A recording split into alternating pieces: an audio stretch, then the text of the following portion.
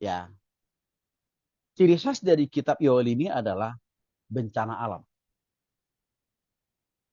Bencana alam itu adalah gambaran penghukuman, penghakiman dari Tuhan.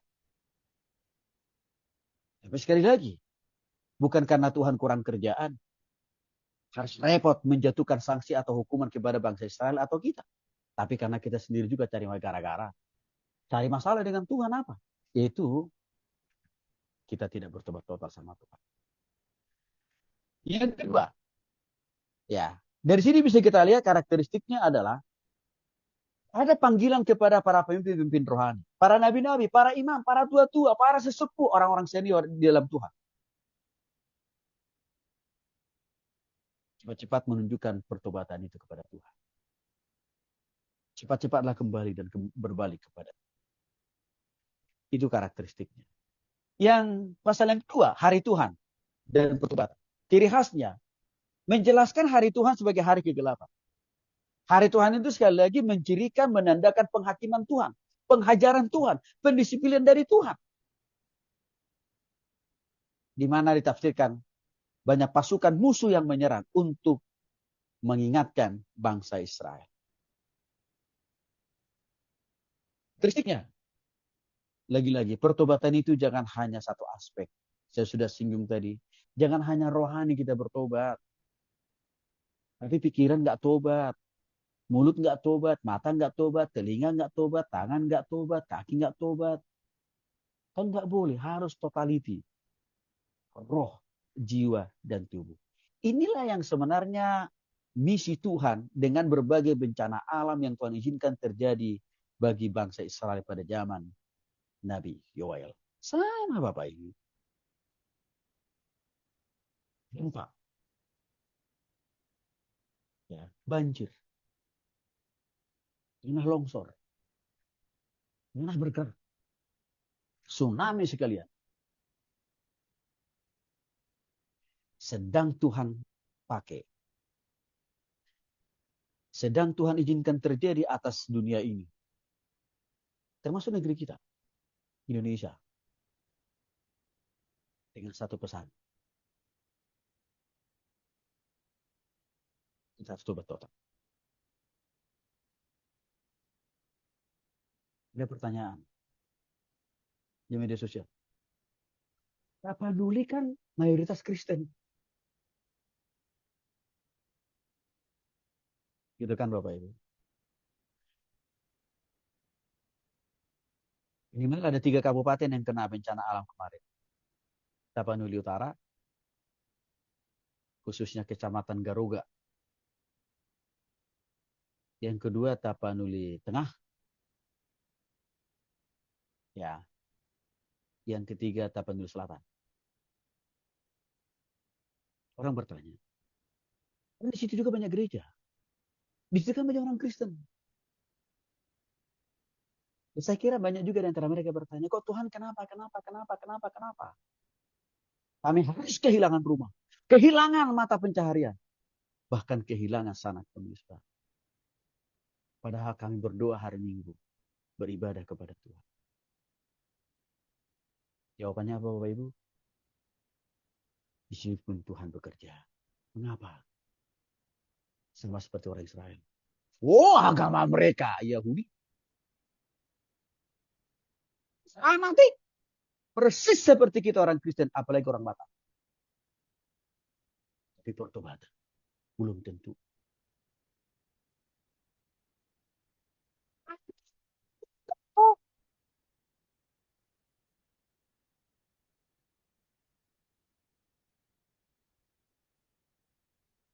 Ini pesan Tuhan di balik bencana alam itu bagi orang-orang Kristen di sana total. Jangan hanya tobat rohani. Itu pesan kuatnya. Oke, kami sudah ada yang bertobat. Total. Tapi mengapa ini masih terjadi?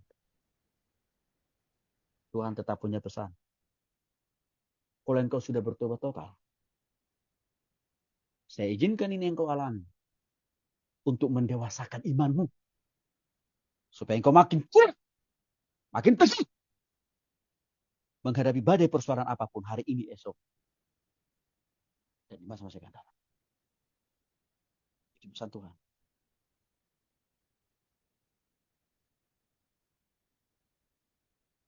Tuhan tidak hanya mengurusi orang yang belum bertobat total, tapi Tuhan juga masih mengurus kita yang sudah bertobat total, tapi masih belum dewasa rohani. Karena kadang-kadang persoalan kita yang sudah bertobat total ini masih dalam posisi bayi rohani.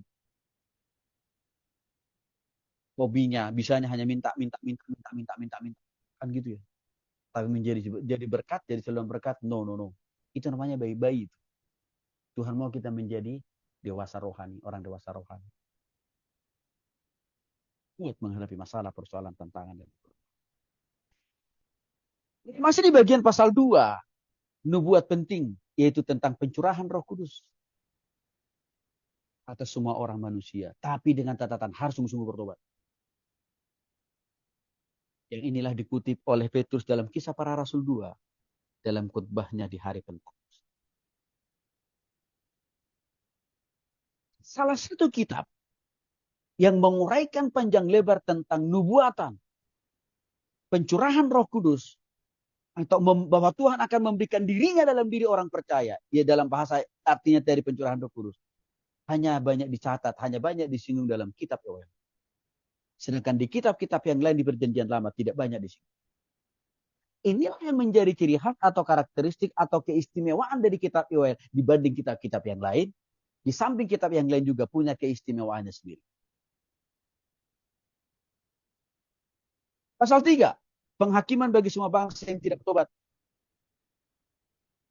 Ini menegaskan tidak ada presiden, tidak ada pemimpin di dunia ini yang tidak bisa diatur oleh Tuhan. Yang tidak bisa ditegur oleh Tuhan. Semua pemimpin bisa ditegur oleh Tuhan. Bahkan diganti oleh Tuhan.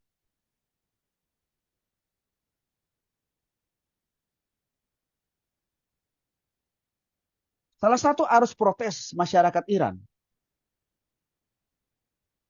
terhadap presiden mereka adalah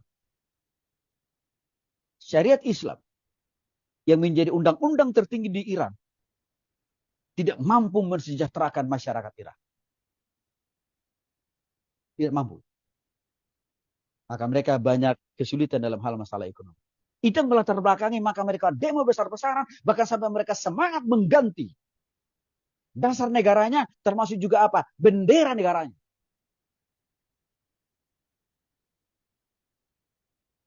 Juga mengganti presidennya. Semua itu tidak lepas dari rencana Tuhan loh Bapak. Lepas dari rencana Tuhan itu. Ada tangan Tuhan yang bekerja di balik dari semua peristiwa itu.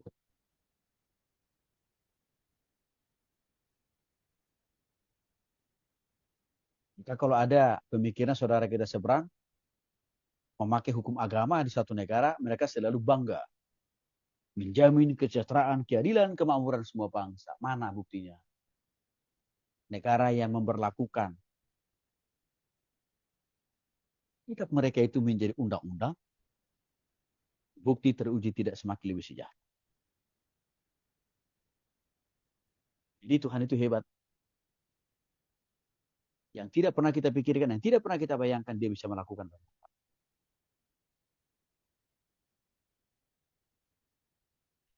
Saya tarik sedikit ke peristiwa lokal di negara kita ini. Tahun lalu, baru 1 tahun presiden kita terpilih dengan menterinya yang begitu banyak. Goyang kan Bapak Ibu. Goyang negara ini.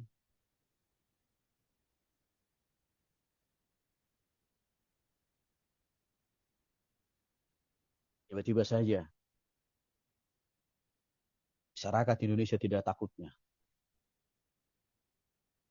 lawan negara. Sampai rumah beberapa pejabat disikat. Akhirnya pejabat itu mundur kan. Dan saudara tahu, Tuhan ikut memundurkan dia. Karena kalau Tuhan tidak ikut memundurkan dia, alias kalau dia tak jadi Menteri Keuangan, Bapak Ibu, akan terjadi huru hara yang lebih besar. Karena semakin bertambah kemiskinan di Republik ini.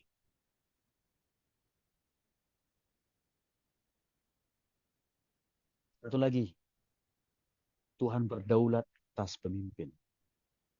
Contoh, supaya Bapak Ibu paham relevansi kitab ini dengan zaman modern sekarang.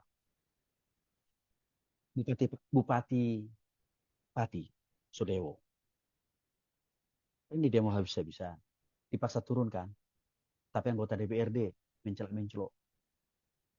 Di awal waktu arus demonstrasi itu datang, anggota DPRD mengatakan, setuju, kami dukung, kita turunkan. Tapi sejak demo itu mulai redup, anggota DPRD bohong. Hanya cuma dari satu fraksi di DPRD Pati yang setuju dengan suara rakyat dilengsarkan bupatinya. 99% partai mendukung. Datang omong kosong lah. Bahagia dia Bapak Ibu, senang dia. Tepuk tangan, ongkang-ongkang kaki dia. Tapi itu tidak bisa dibohongi.